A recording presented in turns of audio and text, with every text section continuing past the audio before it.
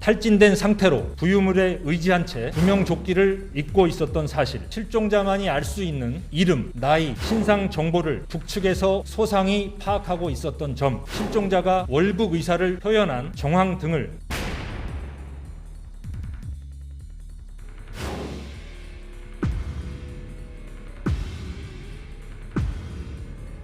한마디로 이 논픽션이다 이거. 허구 현장 조사와 시뮬레이션을 통한 방법을 여러 가지로 제시를 했어야 되는데 뭐가 급했는지 월북이라는 프레임을 드시고 있습니다.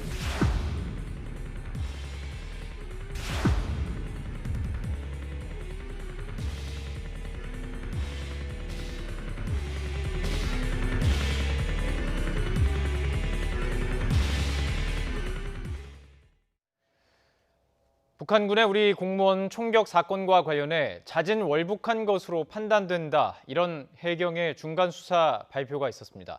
이를 놓고 유가족이 크게 반발하고 있습니다. 정치권에서는 남북 공동조사 목소리가 커지고 있는데요. 북한은 여전히 침묵을 유지하고 있습니다. 나이트 포커스 오늘은 이종훈 정치평론가, 또 정대진 아주대 통일연구소 교수 모시고 이 내용 자세히 다뤄보겠습니다. 안녕하십니까? 안녕하세요. 네. 자, 오늘 해경의 중간 수사 결과 그 발표부터 좀 보도록 하겠습니다. 그러니까 월북을 했다라는 건데 그 근거가 되는 것 중에서 그 빚에 대한 채무에 대한 부분이 있었어요. 그게 기존에 알려진 것보다 더 많아졌습니다. 3억이 넘는다고요? 예, 뭐 3억 3천만 원 정도 빚이 있다는 거고, 네. 그 가운데 뭐 인터넷 도박 관련해서도 뭐 2억 몇 천만 원 정도 예. 빚이 있다. 이제 이런 내용을 이제 공개를 했는데요. 그럼 이제 이 빚 때문에 그럼 월북을 했느냐? 이와 관련해서는 뭐 그동안 논란도 많았습니다만, 물론 3억 3천만 원이라고 하는 돈 적지 않은 돈인 건 분명해요. 예. 그런데 사실은 뭐 이 대한민국에서 아파트 한 채 정도 가지고 있으면 보통 뭐 이 정도 빚은 다 가지고 있지 않나요? 예. 그런데 이 정도 빚 때문에 월북을 생각했다? 이게 좀 이제 상식적으로 납득이 안 간다. 특히 이 부분은 예. 그렇게 생각을 합니다. 빚이 꼭 월북의 이유는 아니었을 것이다라는 말씀을 해주신 건데, 또 이제 해경에서 밝히는 거는 뭐 구명조끼를 입었다는 점이에요.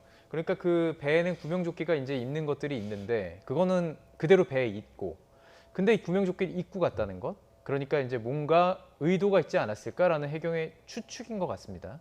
예, 그렇죠. 뭐 단순 실족이나 극단적인 선택이라면은 구명조끼를 입지 않고 뛰어내려야 하는데 예. 구명조끼를 입고 갔다라고 하는 것은 다 정황상 다 증거가 나오니까 예. 이제 그것 때문에 아마 월북이다라고 하는 이제 그 결론을 지금 내리고 발표를 한 것 같습니다. 예. 이제 그 뭐 근데 월북이나 아니면 어떤 뭐 주관적으로 어떤 심리적 압박을 받고 있기에 월북까지 택했나라고 하는 건 이제 조사할 길이 없어졌죠. 그렇죠. 이제 주관적인 정황들을 이제 파악할 길이 없어졌고 예. 이제 객관적인 정황들을 가지고 이제 그 남북이 이제 공동 조사를 하거나 혹은 북측의 추가 조사 결과를 더 보고 이제 또 우리가 또 생각을 또 해봐야 되는 것인데 예. 지금까지 어쨌든 해경은 이제 군과의 협조 하에서 확보한 첩보 자료에 따르면 월북이다라고 하는 지금 결론은 어쨌든 중간 수사 결과로 발표한 상황입니다. 그렇습니다. 지금 그 부분이 핵심일 것 같습니다. 그러니까 뭐 군 당국에서 지금 파악한 어떤 그 월북의 의도나 과정, 이 부분을 해석하는 것이 이제 뭐 여야가 좀 갈리는 것 같아요. 그 부분이 첩보하는 과정에서 했던 얘기들의 진실성을 얼마나 믿을 수 있느냐, 이런 부분에 대해서 문제 제기를 하는 사람도 있고요. 그렇죠. 그러니까 뭐 첩보 내용이 사실이라 하더라도 예. 조금 더 확인돼야 할 부분이 좀 있는 거죠. 그러니까 뭐 그야말로 이제 월북 의사를 적극적으로 피력을 했다라고 전제했을 때 그 시점이 굉장히 중요해지는 거예요. 그럼 우리 군 쪽에서 이제 그 이분을 발견한 게 23일 날 오후 3시 반이라는 거 아닙니까? 예. 자, 그럼 그 시점에 벌써 그 월북 의사를 바로 밝힌 건지, 아니면 시간이 한참 지난 뒤에 추가로 이제 그 북측 경비정하고도 계속 접촉이 있는 거 아니에요? 조사하는 그런 정황들도 있었던 거고, 네네. 그 과정에서 그런 그 얘기가 나왔던 것인지, 예. 이거는 그 상황에 따라서 한두 시간 차이로 이건 굉장히 달라질 수 있다. 예. 그러니까 바로 구조를 하지 않고 물 위에 띄워놓은 상태였잖아요. 그런 상태라고 한다면 그 물 위에 떠 있는 상태에서 이 실종 공무원 입장에서는 뭐 여러 가지 생각을 할 수밖에 없죠. 두려울 수도 있고. 왜 바로 날 구조를 안 할까? 이거 네네. 혹시 날 죽이려는 거 아닌가? 여러 가지 생각을 할 수밖에 없고, 자, 그러다 보면 좀 황급히 둘러대는 식으로 이 얘기를 할 수밖에 없는 상황이 왔을 수도 있는 거예요. 네. 총까지 들이대고 이러면 더욱더 그런 거죠. 그래서 그 총격이 있기 바로 직전에 나 사실은 월북하러 왔다 라고 이야기한 것과 3시 반 시점에 북측 경비함에 의해서 바로 발견된 초기에 적극적으로 그런 의사를 했을 가능성, 이 가능성에 대해서 다 우리가 검토를 해야 되는데 이 경우냐 저 경우냐에 따라서 우리가 해석은 달라질 수밖에 없다는 거예요. 그래서 어차피 이게 어느 정도 공개를 할 수밖에 없는 상황이 지금 됐다고 한다면 군 당국이 정확한 시점을 밝혀야 됩니다. 시점을 밝혀야 네, 한다. 그러니까 귀순 의사를 밝혔다라고 보는 그 정보의 그 취득 시점을 정확하게 밝히지 않으면 이거는 계속 논란으로 남을 수밖에 없다 생각합니다. 근데 이 부분이 참 어려운 부분인 것 같습니다. 군대에서 첩보를 이게 앞으로 어떤 첩보를 군에서 습득할 수 있는 뭐 아주 가능성이 열려 있는 거 아니겠습니까? 아주 뭐 한반도 평화에 중요한 첩보들을 입수할 수도 있는 것이고 그런 수단으로 사용될 수도 있는 건데 이런 것들을 공개한다는 것 자체가 상당히 부담스러운 거 아닐까요? 국방부 입장에서는? 예, 그렇죠. 이제 보안을 생명으로 해야 되는 군의 입장에서는 네. 그 어떤 첩보 자산들이 노출되는 걸 꺼릴 수밖에 없는 것이죠. 그런데 이제 국민적인 의혹이 일고 있는 것은 그 한 6시간의 골든 타임이 있지 않았습니까? 발견됐을 오후 3시 반부터 사살됐을 것으로 추정되는 9시, 10시 사이까지 그 시간 동안에 이제 그 첩보를 수집하고 그걸 왜 이제 기민하게 대응을 하지 못했느냐라고 하는 의혹이 하나가 좀 있는 거고 이 첩보 자산들이 이제 지금 이제 공개할 수는 없잖아요. 뭐 온 천하에 지금 뭐 확보한 그 감청 내용을 좀 뭐 틀 수는 없는 내용인데 조금 좀 아쉬운 점은 이 현장 22일에 그 현장에서의 기동 대응도 기민한 대응, 초동 대응도 있지만 그 이후에 이제 국민적 의혹을 이제 좀 불식시키기 위해서 특히 이제 유가족의 이제 의혹을 좀 불식시키기 위한 초동 대응에서 지금 군과 우리 정부가 어떤 노력들을 했는지가 조금은 저는 좀 궁금합니다. 그러니까 초동 대응 상황에서 이걸 그냥 월북 프레임이다, 그냥 월북자니까 뭐 그렇게 죽어도 괜찮다라는 듯한 그 이상한 좀 프레임이 처음에 조금 만들어진 것 같아요. 거기에 대해서 이제 유족들은 지금 이제 정서적인 좀 상처를 입은 거고 아직도 이제 국민적인 의혹이 남아 있는 건데 과연 유족들이 정말 이제 그 소상이 납득할 만큼 초기에 지금 설명이 많이 되었는지 이제 좀 그 점이 궁금하고요. 좀 필요하다면은 이제 유족의 동의하에 보안상의 뭐 어떤 일을 이제 누설하지 않겠다는 뭐 각서나 이제 그런 약속을 좀 받고 좀 충분히 소상히 좀 설명을 하는 노력들. 소수에게. 예, 그렇죠. 뭐 유가족 선택된 대표들 소수에게, 해서 유가족이나. 그렇게 해서 좀 어쨌든 그 납득시키고 좀 이해를 하려 시키는 노력들이 더 필요할 것 같습니다. 초동 대처에 대해서도 좀 분명히 좀 다뤄봐야 될 부분인 것 같습니다. 국방부에서요. 자, 지금 또 한 가지 월북을 결정했던 그 자료 중에는 그 해경이 이제 그 당시에 물길 같은 것들을 좀 조사해봤을 때. 의지가 있으면 그곳까지 가지 못했을 것이다. 이런 주장을 하고 있습니다. 그 해경의 발표 내용 준비했습니다. 들어보시죠.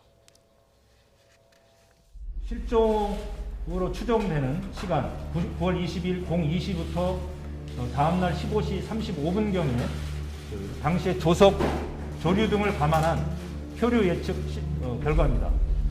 당시에 선박에서 추락하였을 경우 시계의 반대 방향으로 선회하면서 남서쪽 방향으로 진행하게 되는데 현재 실제로 실종자가 발견된 장소로 추정되는 등산곳 인근 해안까지는 거리가 약 18일, 즉 3km 정도의 거리 차이가 있습니다. 즉 표류 예측 시스템에서 발견된 단순 표류 있을 때 나타날 수 있는 점과 그리고 실제 북측 해역에서 발견된 장소와는 약 33km 이상의 거리 차이가 있음을 저희들이 시스템을 통해서 확인하였습니다. 자, 그 해경의 조사는 3가지 갈래였습니다. 월북 의사가 있었던 것이냐, 혹은 실족을 해서 빠진 것이냐, 혹은 뭐 다른 혹시 스스로 뭐 극단적인 선택을 하기 위한 것이었느냐. 그런데 지금 그 2가지에 대해서 뒤에 말씀드린 그 2가지에 대해서는 이제 해경을 접는 것으로 보여요. 그 이유가 지금 여기 나와 있는 것처럼 이 거리는 그냥 떠다녔다면, 그냥 떠 있었다면 갈 수 없는 거리라는 것입니다. 첫 번째 그것도 의문이지만 두 번째는 그렇다면 그 거리를 헤엄쳐 갈 수 있을 거리인가 이것이에요. 그렇죠. 그러니까 뭐 대략 짐작은 했습니다만 그러니까 실제로 이 구역은 거의 그러니까 큰 소용돌이가 치는 구역이란 얘기예요. 밀물, 썰물 때 이 물길이 계속 방향이 바뀌면서 크게 소용돌이가 치는 그런 구역이다라고 한다면 이거는 오히려 그러니까 월북이 아니다라고 하는 것을 입증하는 자료다 결국은 그렇게 저는 생각을 그렇게 합니다. 생각하시는군요. 그러니까 이미 초기에 그러니까 그 월북이다라고 정부 쪽에서 발표를 했을 때 연평도 주민들이 문제 제기를 했어요. 어민들이 어촌계장도 그 얘기를 했고. 뭐냐 하면 여기 물살이 굉장히 세다, 조류가.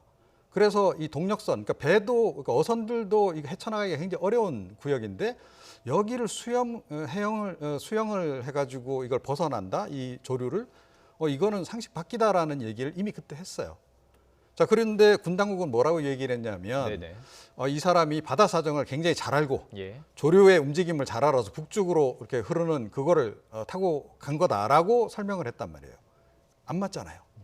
그러니까 조류 사정을, 이런 사정을 잘 아는 분이었다라고 한다면 더더군다나 이렇게 이거 거의 뭐 이 죽음을 이 소용돌이를 못 벗어나서 오히려 죽을 수도 있는 그런 상황인데, 거죠? 그런 거를 알고도 그러면 그런 걸 감행했단 말이냐라고 얘기를 할 수밖에 없는 거예요. 그러면 이걸 벗어나려고 하면 뭐 그야말로 동력선을 어디서 빌려서 그냥 타고 가든지 훔쳐서 타고 가든지 이렇게 했어야 정상인 거지. 부유물에 의지해서 이거를 가려고 했다? 이건 상식적으로 그래서 말이 안 되는 거고요. 그 부유물에 뭔가 전동 장치가 있거나. 그렇죠, 그렇죠. 안 그러면 그야말로 중장비 일을 하고 갔어야 되는 거예요. 그야말로 잠수 장비급의 이런 정도의, 그러니까 장시간 무리에 떠있더라도 그러니까 본인이 일단 뭐 조류에 휩쓸려 가거나 그런 상황을 안 맞고 설령 휩쓸려 가더라도 살아날 수 있는 그런 생존 장치를 충분히 장비를 구비한 상태에서 갔더라도 갔어야 이게 정상인 거죠. 자, 그래서 사실은 오늘 해경 발표는 결과적으로 이분이 이 월북을 한 게 아니다라고 하는 거를 입증하는 객관적인 자료를 제시하고만 격이 돼버렸다, 이렇게 생각합니다. 이 부분. 그렇게 판단하시는 거고, 물길이 아니니까 그 물길이 이겨서 그 의지를 가지고 넘어갔기 때문에 월북이다, 이렇게 지금 판단하는 두 가지가 갈리는 것 같은데요.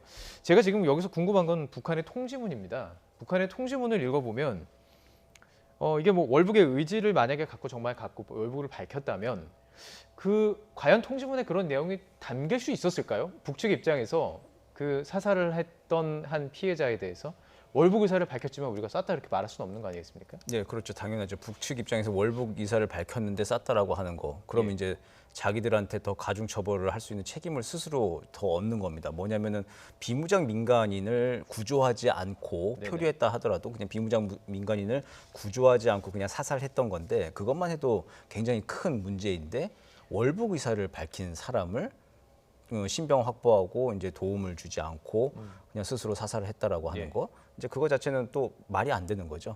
그간의 관행과도 다른 일이기 때문에 굉장히 비인도적인 처사이기 때문에 거기에 대해서는 확실히 꼬리 자르기를 해야 되기 때문에 그냥 불법 침입자다, 뭐 대한민국 아무개라고 얼버무리다가 뭐 도주하려는 듯한 정황을 보였다라고 하는 그 설명을 하는 걸로 지금 어쨌든 가름을 좀 하려고 하는 게 지금 북측 통지문 내용이었습니다. 북측 통지문 어떻게 읽으셨습니까? 전문가시니까. 북측 통지문 내용을 좀 봤을 때 좀 놀랐죠. 일단은 사과가 있었다고 하는 게 가장 좀 놀랐던 거고, 이번 사건 통해서 우리가 받아야 될 게 세 가지입니다. 진상규명, 책임자 처벌, 사과, 이 세 가지인데 이제 거꾸로 사과부터 먼저 온 거예요. 먼저 김정은 위원장이 뭐 미안하다 사과 표현을 한 건데, 그 미안하다라고 표현한 거는 그거는 뭐 안 한다고 하는 것보단 100번 낫습니다. 어쨌든 그건 그 나름대로 평가를 하고 액면 그대로 이제 받아들이면, 그럼 미안하면은 뭐가 미안한지에 대해서 좀 한번 우리가 좀 논의를 하고 따져봐야 되는 거죠. 그래서 이제 진상규명과 책임자 처벌이 필요한데 그 진상규명에 해당되는 내용인 그 정황 설명에서 우리 군 당국의 발표와 너무나 다른 정황들이 얘기를 해버렸기 때문에 지금 이제 엄청나게 많은 쟁점이 생겨버렸죠. 그래서 이제 우리 측에서 더욱더 공동조사를 이야기하는 거고, 이 국민적 의혹을 말끔히 해결하기 위해서는 앞으로 어쨌든 공동조사하고 진상규명 끝까지 좀 가야 되는 필요성이 더 생기는 것이죠. 자, 물론 이제 첫 번째 그 진상규명, 그 당시에 어떤 일이 벌어졌는지를 정확하게 그 북측 해역에서 일어난 것 파악하는 것이 진짜 우선일 것이고요. 자, 이제 두 번째 이제 그 시선을 조금 옮겨 보면 그 상황을 지켜보고 있었던 군 당국이 있었다는 것입니다. 그리고 그 군 당국의 행동에 대해서 많은 비난이 나오고 있어요. 그리고 이제 그 피해자의 형, 그 친형은 아주 그 부분에 있어서 강경한 목소리를 내고 있습니다. 함께 듣고 오시죠. 실종되어 30여 시간의 해상 하루 시간 동안 동상과 구조하려는 노력에 정부와 군 당국은 아무것도 하지 않았습니다. 결국은 북한 NLL로 유입되었고 마지막 죽음의 직전까지 골든타임이 있었지만 우리 군이 목격했다는 그 6시간 동안에도 살려되는 노력과 그 어떤 수단은 사용되지 않았습니다. 피해자의 친형은 주장을 하고 있습니다. 살릴 수 있었다는 거예요. 살릴 수 있었던 기회가 있었다. 그 6시간이라는 그 얘기를 하고 있습니다. 이 부분에 대해서 어떻게 생각하십니까? 예. 그러니까 6시간 이전에도 살릴 기회가 있었죠.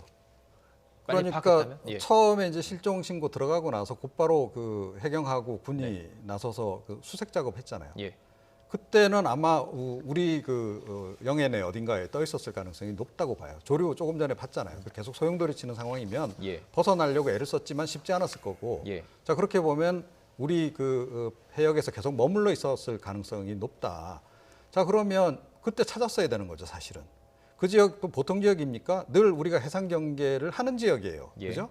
그러니까 연평도에서 해병대 차원에서도 그러니까 감시 장비를 동원해서 하지만 바다에도 떠 있고, 그리고 그 시간대는 보면 이제 새벽에서부터 아침 시간으로 넘어가게 되잖아요. 낮에 이제 처음에 실종 신고가 들어가는 건데, 우리 어선들도 많이 출항했을 시기예요. 그럼 어선들 동원해서 이렇게 찾으면 금방 찾을 수 있었을 거라고 봐요. 일단 그것부터 잘못된 거고요. 예. 해상 경계 제대로 못한 겁니다. 예. 자, 그 다음에 이제 북쪽으로 넘어간 상태에서도 그러면 북쪽으로 그만큼 떠내려갈 동안에 그럼 뭐 했냐는 거예요. 예, 그것도 이제 문제가 되는 거고요. 예. 그 다음에 이제 첫 발견 이후에 그러면 그 첫 발견했을 시점에서는 일단 우리 쪽에서 보자면 실종자입니다. 그죠? 그러면 구조하려고 하는 노력을 당연히 그 시점에는 해야 정상인 거죠. 발견했을 때. 그렇죠. 예. 뭐 그 시점 초기에 저 기순하겠습니다. 이라고 이야기하는 걸 바로 감청을 했다? 그건 모르겠어요. 네네. 뭐 그렇다면 그건 명쾌히 이제 군이 밝혀야 되는 부분이라고 생각합니다. 그리고 설령 그런 의사를 밝혔다 하더라도 그 이후에 북한 군들이 보인 행동을 보면 굉장히 이상하잖아요. 귀순 의사를 밝혔으면 당연히 구조를 했을 텐데 구조를 네. 안 하고 계속 물 위에 떠 있는 상태로 그냥 예. 두고 예. 있다? 그러면 이거는 뭔가 이상하다. 저 사람이 뭐 월북 의사를 밝혔어도 뭐 받을 수 없는 뭔가 있거나 예. 아니면 그냥 급한 대로 월북 의사를 밝혔을 수도 있다라고 하는 거를 우리가 충분히 상정을 해야 되는 거예요. 예. 확실하기 전까지는 기본적으로 실종자로 보는 게 정상이잖아요. 그럼 실종자 구조 작업을 벌여야 되는 거죠. 그리고 처음부터 약간 월북자로 설정을 하고 했다 이렇게 보시는군요. 그렇죠. 예. 그러지 않고서는 이거는 예. 이 대응 자체를 뭐라고 설명하더라도 이거는 설명이 안 된다라고 저는 생각해요. 이거는 용서가 안 되는 부분이다. 예. 라고 저는 봅니다. 그리고 군이 할 수 있는 수단이 없나요? 있어요. 예, 경고 방송도 할 수 있는 거고, 경고 기동도 할 수 있는 거고, 우리 경비정이나 그 당시 수색하고 있던 모든 전력을 그쪽 쪽으로 투입을 해서 예. 해상 기동을 하고 그러면 북측도 감지를 하잖아요. 예. 그다음에 비행기도 띄우고 뭐 헬기도 띄우고 왔다 갔다 하고 경고 방송하고 하면 예. 당연히 우리 국민 실종자가 한 명 넘어갔으니까 우리한테 빨리 넘겨라라고 얘기만 했다 하더라도 네네. 이건 충분히 막을 수 있었던 거죠. 예. 네. 자, 그렇게 보시는데 뭐 군 측의 이제 설명은 조금 다릅니다. 그러니까 처음에 그 파악을 할 때도 이제 전혀 북한이 이렇게 행동할 거라고 예상을 못 했다는 거예요. 그리고 뭔가 하는 행동들을 봤을 때는 이 피해자를 뭐 구제하려는 움직임을 보였다라는 주장인 거예요. 그리고 이제 함부로 이제 감청 자료가 드러나기 때문에 나설 수 없었다. 이런 거죠. 이거 어떻게 들으셨습니까? 군도 이제 처음 당한 일이라 굉장히 지금 당황스러울 거예요. 전에 예. 이런 경우가 없었고 북한군도 역시 아마 이런 경우가 처음이었을 겁니다. 예전 같았으면 어쨌든 이런 그 표류자 혹은 월북자가 발견이 되면 신병을 확보하고 왜 왔냐 물어보고 이게 좀 진짜 월북 의사가 있으면 체제 선전 수단으로 좀 쓰든지 네. 아니면 이제 그 체제 선전 수단이나 뭐 별 효용 가치가 없으면 그냥 송환을 하든지 이제 그게 돌려보내는 이제 네. 과거에 있었던 사례들인데 지금은 북한이 이제 초특급 비상방역 체제라고 하는 거라고 해서 예. 해상에서 떠밀려오는 모든 것들 그것들 이제 접촉하지도 말고 보지도 하고 말라라고 하는 게 이제 지금 이제 기본적인 상황이거든요. 예. 사살 명령까지 내려와 있는 상황이기 때문에 사람으로 안 본 거죠. 일단은 월북이나 표류의 경위가 중요한 게 아니라 예. 그 방역 체제 하에서 이제 코로나 바이러스처럼 이제 아마 됐던 가능성이 좀 가장 높고요. 그래도 이제 저렇게 사살을 하고 그러면 안 되는 것이죠. 예. 아주 비인도적인 처우를 한 건데. 예. 근데 이제 우리 군 당국은 북한이 이제 그런 초각성의 상태에 있다라고 하는 거를 그 순간에 아마 인지를 갖지 못한 것 같습니다. 그러니까 과거처럼 하겠지라고 생각을 좀 하다가 영어 표현으로 쓰면 그냥 나이브하게 판단을 좀 하다가 이제 좀 당한 셈이 돼버린 거죠. 우리 군 당국 입장에서는 과거처럼 할 줄 알았는데 그렇지 않고 북한군이 저렇게 극단적으로 행동을 한 거에 대해서 지금 손쓸 틈이 없었다라고 하는 건데, 근데 6시간이 손쓸 틈이 없었는지에 대해서는 정말 이건 좀 의혹이 좀 아닐 수 없습니다. 그동안 지금 말씀해 주셨던 것처럼 만약에 그런 군이 어느 정도 약간 기동을 한다거나 뭐 헬기를 띄운다거나 그래도 되는 겁니까? 그 지역에서요? 그렇죠. 이제 그게 이제 지금 군에 좀 이제 판단을 할 때 정치적인 좀 제약이 좀 있을 거예요. 9.19 군사합의 체제잖아요. 어쨌든 이게 9.19 군사합의 체제가 지금 상부에서는 정해져 있는 합의 체제고, 그 접경 지역 내에서는 포를 노출하지 말고 네네. 뭐 군사 기동도 하지 말라라고 하는 그 합의를 해놓은 상황에서 과연 현장 지휘관이 뭐 실제 이제 우리 표류자가 있는데 이거 어떻게 해야 되는지에 대해서 지금 매뉴얼이 없었던 거겠죠. 우왕좌왕하고 있었던 상황이고.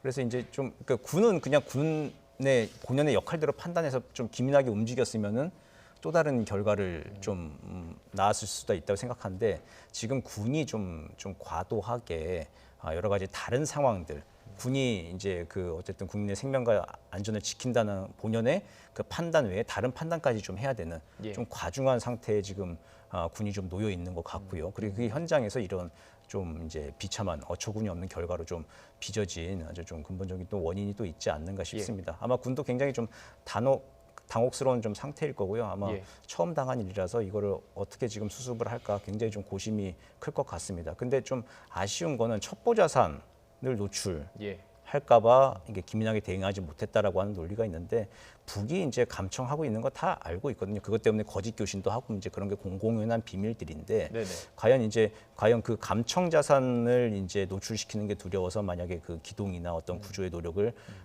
좀 판단을 빨리 못했다라고 하는 거는 그건 정말 좀 두고두고 좀 아쉬움으로 남을 사례인 것 같습니다. 알겠습니다. 지금 말씀해 주신 것처럼 뭐 감청 자료, 그 군의 첩보 자료에 대해서 말씀을 해주셨는데요. 당시 우리 군이 파악한 그 북한군의 그 내부 보고, 또 상부 지시에는 어떤 내용이 오갔는지 국회 국방위원회 민홍철 민주당 의원이 그 관련 내용들을 질의하고 이렇게 이야기했습니다. 함께 들어보시죠. 마지막에 왜 사격이 이루어졌는지에 대해서는 군이 그런 감청 정보나 기타 첩보로는 파악이 안 되나 보죠? 그때 제가 기억하기에는 비공개 보고에서 그런 얘기가 있었습니다. 국방부에서는 어떻게 했냐면 이제 군으로 이제 이첩이 돼가지고요. 상부에 보고를 하면서 그때는 이미 이제 전역이 된 거죠. 한번 분실했다가 찾아서 다시 이제 군이 인계 받았고요. 인계 받아가지고 그럼 어떻게 처리할까요? 상부에 보고하는 그런 과정 속에서 갑자기 이제 사격을 해라. 그래서 고속 단정이 왔다는 거죠. 고속 단정이 와서 사격을 했다. 이렇게 저는 보고를 받았습니다. 그 사이에 정말 뭐 이해하기가 참 어렵습니다. 그러니까 그 잠시 잃어버렸던 그 놓쳤던 그 피해자를 찾는 그 노력을 했어요. 북한 쪽에서 이 첩보에 따르면. 그리고 나서 갑자기 또 인계를 받아서 사격을 했다는 겁니다. 이 과정들이 상식적으로 이해가 가시나요, 이게? 그러니까 그 부분도 납득이 잘 안 가죠. 처음에 이런 얘기 안 했어요, 군 당국이. 그죠? 3시 반에 발견했다.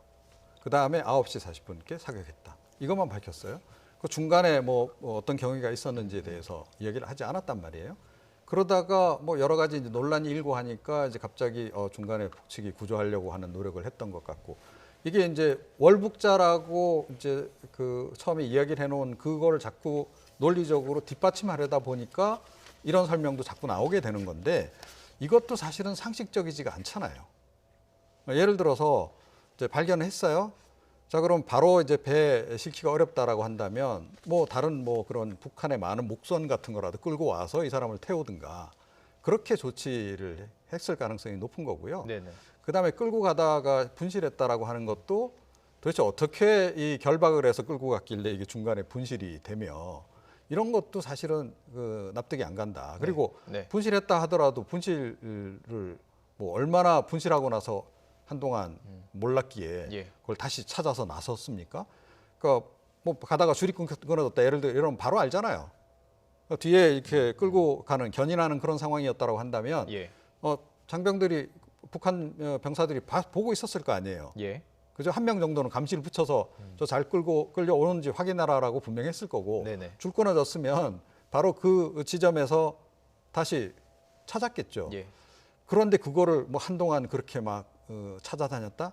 그러니까 이런 모든 설명들이 지금 납득이 안 가는 거예요. 이게 밤 시간에 이루어진 일은 모르겠는데 예. 그것도 아니란 말이에요. 그죠? 네. 그러니까 이런 부분들에 대해서 지금 군 당국의 설명이 그러니까 합리적인 상식을 가진 사람이 듣기에 이게 납득이 돼야 되는데 도저히 납득이 안 되는 설명만 계속 내놓으니까 더 의혹이 자꾸 좀 붙는 거예요. 그렇기 때문에 아까 말씀하셨듯이 밝히는 게 좋겠다 이렇게 말씀하신 예, 그렇습니다. 그리고 예. 첩보 자산 얘기도요. 군이 먼저 했어요. 예.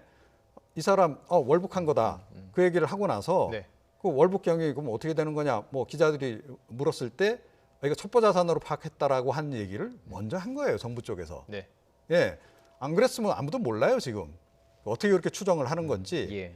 자, 그런데 이게 이제 군 쪽에서 첩보 자산이라고 얘기하다 보니까 그럼 첩보 자산 공개해야 되는 거 아니냐부터 시작해서 이렇게 논란이 계속 이어지는 겁니다. 예. 예, 그래서 이 논란 부분도 정부가 처음부터 자초한, 특히 예. 군 당국이 자초한 측면이 굉장히 강하다. 그런데 이런 모든 것들이 그러니까 가장 납득이 안 가는 게 뭐냐면요. 그 지역의 해역에 보통 사건이 많은 해역이 아니잖아요. 그동안에. 그렇죠. 예. 충돌도 계속 있었고. 네네. 그래서 제가 알기로는 매뉴얼을 굉장히 정교하게 만들어 놓은 걸 알고 있어요. 우리 쪽에서 넘어가는 경우, 북쪽에서 넘어오는 경우, 네, 다 네. 어떻게 할 건지에 대해서. 자, 그런데 이번에 한 거 보면 이건 뭐 한동안 깜깜이 거의 좀 모르는 상태로 그냥 하루가 넘도록 그냥 방치한 그런 상태고 예. 이런 것들이 도대체 이건 뭐 이건 책임자 규명도 반드시 해야 되겠지만 네. 이번 기회에 정말로 이거는 한번 다 쇄신을 하지 않으면 안 될 사안이다 이렇게 생각을 합니다. 한번 잘 돌아봐야 될 부분일 것 같습니다. 자, 그리고 이제 이 부분에 대해서도 궁금한데요. 북한 측에서는 통지문을 보면, 그러니까 상부가 어디까지인지 모르겠지만 최고위층, 그러니까 뭐 김정은으로부터 나온 지시는 아닌 것으로 보인다라고 우리 국정원의 그 생각도 있었습니다. 그렇다면 그 정말 그 정장, 뭐 소령이나 대위 정도 될지 모르겠습니다. 그 본인의 판단 아래 사살을 할 수 있는 권한이 있다고 보시는지요? 현장 지휘관은 그 현장에서 아주 급박한 상황, 그러니까 위협을 가하는 상황이 있으면 거기에 이제 대응을 할 수는 있겠죠. 선조치 후보고. 예, 그렇죠. 그러면서 이제 만약 정장이 만약에 그 표류하고 있는 이제 실종 공무원 민간인이 네. 정말 위해를 가할 만한 행동을 한다면 거기에 이제 대응으로서 뭐 사격을 한다든지 이제 정장 그 수준에서 결정을 내리고 집행을 할 수 있겠지만 지금 우리가 알고 있는 바로는 지금 그런 상황은 아니지 않습니까? 뭐 신문을 좀 하고 그리고 한 6시간 정도 후에 이제 그 사살 명령을 받고 와서 사살을 했다고 하기 때문에 예. 분명히 이제 그 정장 단위에서 이제 결정을 내린 건 아닌 것이고 예. 그 윗 단위에서 이제 결정이 내려졌겠죠. 적어도 이제 해군 사령부 정도까지 이제 보고가 되고 결정이 내려온 것으로 좀 보이고요. 네. 이제 그 시간상 봤을 때 이제 알 수 없는 영역이 아직 그 논란의 여지가 있는데 평양까지 갔다가 예. 결정돼서 내려온 거다. 라고 하는 뭐 그런 분석들부터 해가지고 이제 군 그 수준에서 이제 예. 결정을 내려서 이제 끝난 것이다라고 하는 수준 뭐 그런 뭐 분석도 여러 가지가 좀 있지만 그래서 이게 너무 많은 의혹이 있기 때문에 진짜 공동 조사를 해야 되는 거고 북측에서 북측은 그럼 실시간으로 어디까지 어떻게 보고를 하고 어떤 예. 결정으로 예. 이제 그렇게 했는지에 대해서 우리가 계속 이제 따져 물어야 하는 것이죠. 북측이 책임자 처벌을 할 수 있다고 보십니까? 만약에 이게 어느 정도의 상부인지는 모르겠지만 내부 지시였다면 정장의 이제 그 뭐 발포에 관해서 지금 얘기가 좀 나왔잖아요. 예. 그 현장 수준에서 대응을 했다라고 하는 게 일단은 좀 사전 포석을 좀 깔아놓은 거죠. 꼬리 자르기를 하기 위해서 어쨌든 예. 그 현장 지휘관의 책임으로 해서 이제 꼬리를 자르려고 하는 그 일단은 기본 사전 포석을 놓고 앞으로 조사 과정에 좀 응할 가능성도 있습니다. 추가 예. 조사를 하는 뭐 자신들 내용도 좀 보여주고 공동 조사에 대해서도 뭐 가능성은 반반이지만 저는 응할 수 있는 가능성도 있다고 봐요. 왜냐하면 해상에서 공동 조사를 벌이는 거에 대해서 결코 북한이 불리하지는 않거든요. 이미 이 증거가 다 증거가 사라져 없으니. 버린 해상에서 예. 공동 조사해도 예. 북한의 자신들의 주장을 계속 되풀이할 수 있는 거고. 그런 상황이기 때문에 남북 양측이 다 각자의 주장을 계속 되풀이할 수 있는 것이죠. 그렇기 때문에 이제 우리 측에서는 공동조사에 실익이 없다고 판단할 수도 있겠지만 네. 그럼에도 불구하고 북측의 주장은 어떻다라고 하는 것을 더 이야기를 들어야 됩니다. 그리고 우리 측의 의혹은 어떤 거다라고 하는 것을 분명히 조사 결과에 양쪽을 다 병기해놓고 기록으로 정확히 남겨놓고 북한이 이런 만행을 저질렀다. 여기에 대해서 우리는 예. 분명히 문제의식이 있다라고 하는 걸 분명히 기록 남기고 문제 제기를 계속 해야 될 거라고 생각합니다. 보통 국가가 되기 위해서는 그렇게 하는 그렇죠. 것이 국제적인 기준이라고 봅니다. 이렇게 돼야 될 것으로 보는데요. 또 한 가지 참 충격적인 이야기가 있죠. 군 당국에서 감청하는 그 상황 속에서 사살 명령을 실시간으로 들었다. 이 부분에 대해서는 국방부가 아니라고 지금 주장을 하고 있습니다. 이 부분도 좀 말씀하셨던 대로 밝히다 보면은 상황을 알 수 있을 것으로 보이고요. 시신 훼손에 대한 부분입니다. 이 부분도 국민의힘 주호영 의원이 이야기했던 것이 있는데요. 라디오에서 했던 이야기로 라디오에서 했던 이야기죠. 함께 들어보시죠. 이 내용 듣고 함께 이야기 나눠보겠습니다.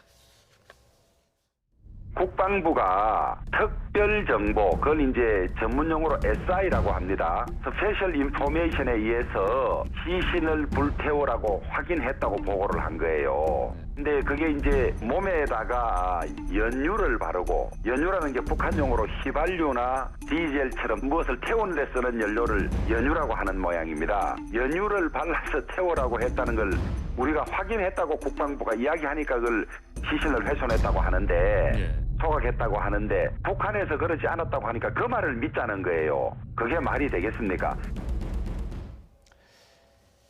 네, 이 부분 시신을 훼손했다는 이런 부분도 북한 측에서는 상당히 이것을 가리고 싶어하는 것 같아요. 그리고 이게 사실인지 아닌지를 일단은 확인을 해야 되는 것이고, 그것에 따라서 뭐 국제적인 시각도 분명히 달라질 수 있습니다.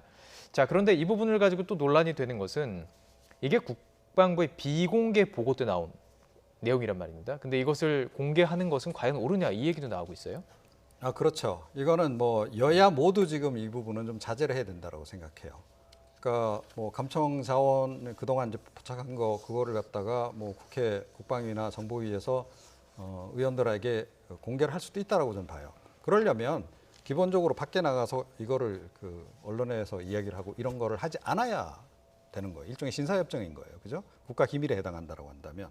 그런데 지금 여야 불문하고 이걸 마구 이 얘기를 해요. 그건 좀 굉장히 문제다. 각자 유리한 것만 골라서. 지금 제가 보기에는 지금 국방부조차도 이 첩보를 파악해서 확인한 내용들, 뭐 국정원도 마찬가지일 것 같은데 이걸 선별적으로만 지금 공개를 한다고 좀 보거든요. 그래서 오히려 지금 혼란을 유발하고 있는 그런 그 상황이라고 보는데 그 선별적으로 지금 그 공개한 내용조차도 또 그걸 선별해서 본인들에게 유리한 정보만 공개하는 건 굉장히 잘못됐다 이렇게 일단 생각하고요. 이 북한 통지문의 내용 자체가 사실은 이 시신 훼손 관련해서는 비상식적이죠. 자, 상황이 왜 벌어졌습니까? 사람 때문에 벌어졌어요. 자, 그런데 시신 수습도 안 하고 상황 종결한다? 이게 말이 되나요? 사람을 찾아야 일단 끝나는 거죠. 죽었는지 살았는지 최종적으로 확인해야 작전이 끝나는 겁니다. 간단하게 이야기하면 그러잖아요. 경비정 거기 그 정장을 비롯해서 그 사람들 입장에서는. 자, 그런데 북측 설명 보면 사격을 했는데 부유물에 피가 많이 있었고 그래서 사망한 것으로 추정하고 사망했다고 보고 부유물만 태웠다. 그리고 사건 종결했다. 이게 말이 되냐는 거예요. 그런데다가 우리 군 당국이 파악했듯이 구명조끼 입고 있었어요. 구명조끼 입은 상태에서 총 맞으면 물에 가라앉나요? 바로? 안 가라앉죠. 뜨죠. 그래서 함께 태웠다라고 하는 것이 오히려 더 상식적이다. 그리고 그렇게 해서 불에 타서 확실히 죽은 것까지 확인하고 확인 사살까지 해야 이 사건이 북측 입장에서는 북한 군 입장에서는 종결되는 거다. 그런 건 굉장히 상식적인 건데 왜 상식에 반하는 얘기를 자꾸 하는지 전 납득이 안 갑니다. 자, 그렇기 때문에 이 부분 원론으로 돌아오네요. 원점으로 와서 진상규명을 먼저 해야 된다는 얘기로 돌아오는 것 같습니다. 이 정보, 비공개했던 정보들을 밝히는 거에 있어서 제가 한 가지 궁금한 건 이게 정보자산이라는 것이 공유되잖아요. 국가끼리. 특히 우리는 한미와 함께 공유하는 자산이기 때문에 그런 쪽에 좀 문제는 없나요?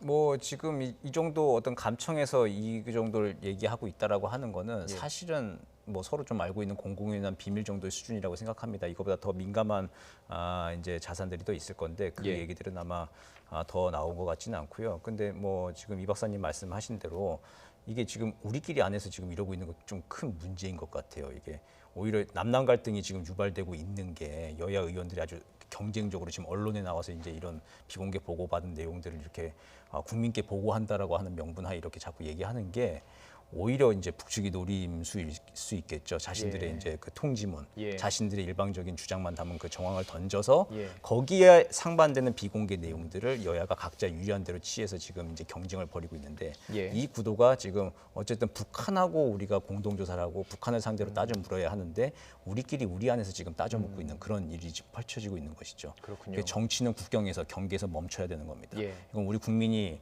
우리 해역 밖에 나가서 이제 죽은 상황이기 때문에 예. 반드시 이제 뭐 남북 관계가 특수성을 가진 관계라 하더라도 이건 외교적인 국제적인 차원의 이제 예. 관례를 미쳐봤을 때도 반드시 끝까지 좀 따져 물어야 되는 거고 예. 정치는 제발 경계에서 멈추고 이제 북한만 상대했으면 좋겠습니다. 그렇습니다.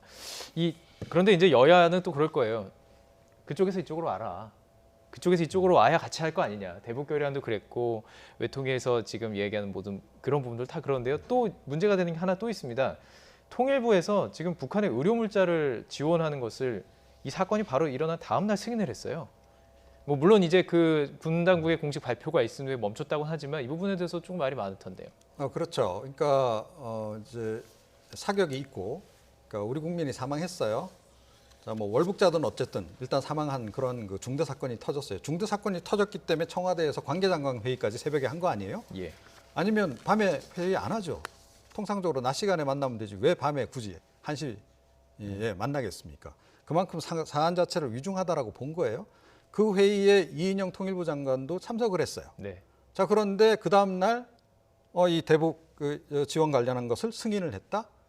이게 시기적으로 이게 납득이 가는 행동이냐는 거예요. 이런 부분들이. 그런 건이 있더라도 일단은 유보시켜야 되는 거죠. 지금 상황에서는.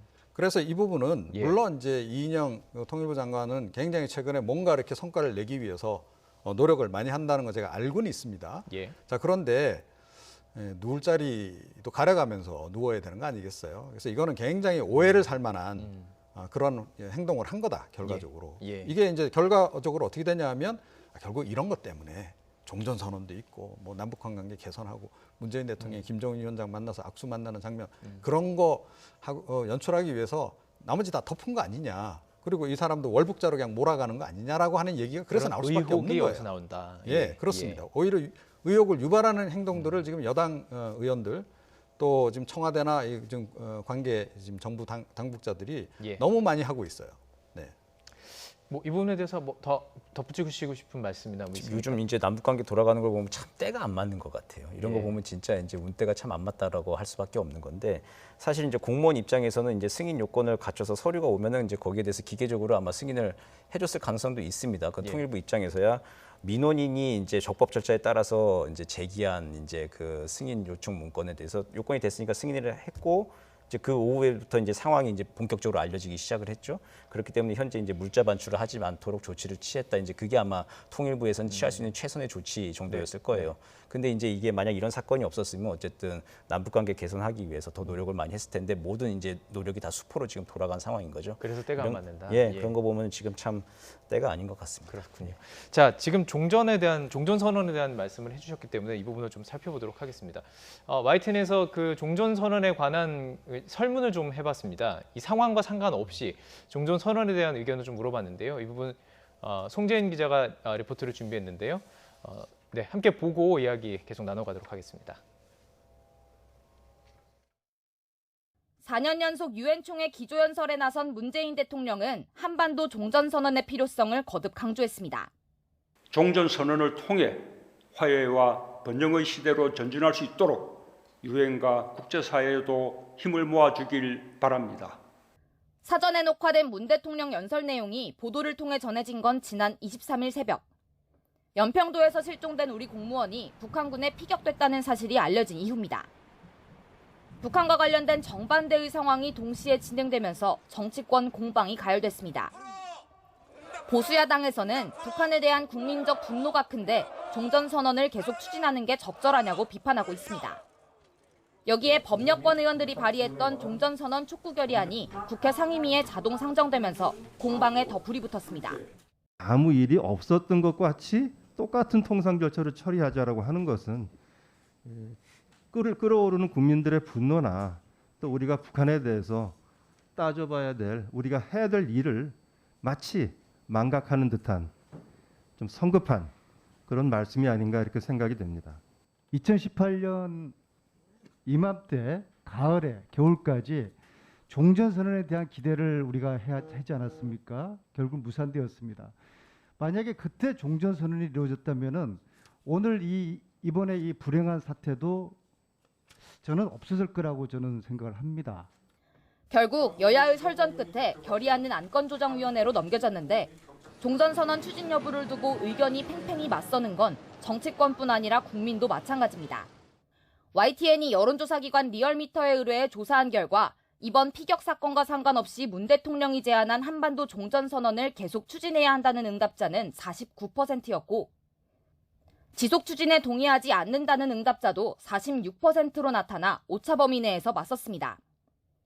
종전선언 추진에 동의하는 의견은 특히 진보층에서 두드러진 반면 보수층에서는 동의하지 않는다는 의견이 55.1%로 더 많았습니다. 과거 이딴 남북정상회담으로 남북관계가 순탄했을 땐 종전선언에 대한 긍정적 여론이 더 컸던 만큼 북한 관련 사안에 대한 여론은 사건이 발생할 때마다 출렁이는 경향을 보이고 있습니다. YTN 송재인입니다. 교수님, 그 종전선언이 갖는 의미, 이게 보통 일반인들은 잘 이해가 하기 어렵습니다. 종전선언이 갖는 의미가 큰가요? 종전선언을 하고 나면 이런 대치 국면들이 좀 해결될 수 있는 건가요? 이 한반도형 국제관계에서의 신상품인 거죠. 원래 전쟁이 끝나고 나면 종전선언이라고 하는 건 강화협정, 평화협정의 서문이나 1조에 나와야 되는데 네.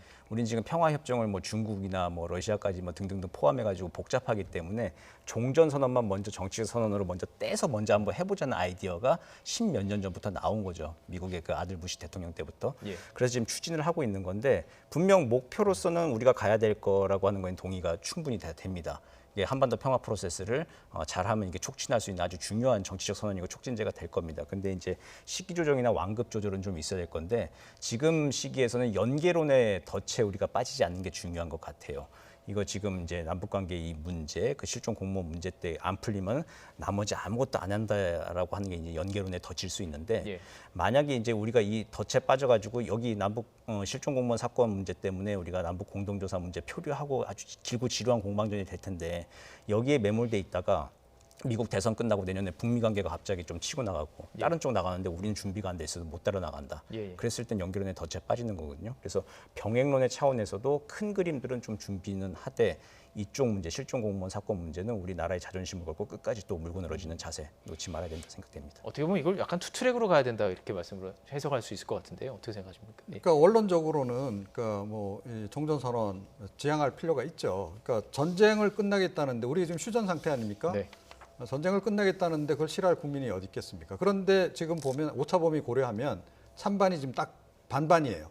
그러니까 국론이 딱 반으로 나뉘어져 있는 거예요. 예. 여기 전제 조건을 물었으면 또 답이 달라졌을 거라고 봅니다. 그러니까 비핵화를 전제로 종전선언 하자는 쪽으로 만약에 물었다라고 한다면 훨씬 더 많은 쪽이 그쪽을 찬성했을 거다라고 저는 보고요. 예. 그런 점에서 이건 좀 약간 좀 여론조사 이 자체만으로 보기에는 조금 이제 좀 부족한 면이 없잖아 있다. 그런데 예. 뭐 원론적으로 그걸 지향하는 것은 나쁘지 않은데 타이밍도 굉장히 중요하다. 예. 그런 말씀을 드리겠습니다. 오늘 토론 그 대담은 뭐 원론은 일단 진상규명 어떻게 된 것인지 확실히 보는 것이 가장 중요하다. 이렇게 좀 정리를 할 수 있을 것 같습니다. 이종훈 정치평론가 또 정대진 아주대 통일연구소 교수와 함께 오늘 주제 다뤄봤습니다. 말씀 고맙습니다.